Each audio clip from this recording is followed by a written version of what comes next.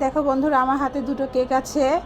একটা হচ্ছে এই বাকি একটা আমি বানিয়েছি নিজে বাড়িতে আজ, আর এটা হচ্ছে দোকান থেকে কিনে আনা কেক। তো আজ আরবি কোন কেকটা খাবে সেটাই দেখব। নিশ্চয়ই আরবি এই কেকটা খেতে চাইবে, কারণ দোকানের কেক তো দেখতে অনেক সুন্দর। আমার কেকের তো আরও তো সুন্দর করে বানায়নি। তো দেখা যাক আরবি কি বলে। আরবি, দেখো না মা কি এনেছি, দুইটা কেক দেখেছো। এখন দেখো, একটা হচ্ছে চকলেট কেক আর একটা হচ্ছে মা বানিয়েছি বাসায়।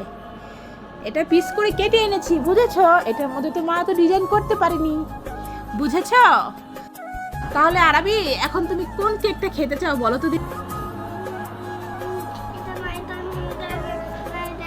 নিশ্চয়ই আরবি আমার কেক খাবে না, আমার কেক তো দেখতে ভালো হয়নি। কোনটা খাবে? যে কোনো একটা খাও না বাবা, যেটা খাবে সেটাই। কোনটা খাবে না? এটা খাবে না, তাহলে কোনটা খাবে? মায়ের হাতে কেক খাবে, মাশাআল্লাহ। কেন আরবি, তুমি মায়ের হাতে কেক খেলে? মায়ের হাতে কেক তো দেখতে সুন্দর হয়নি।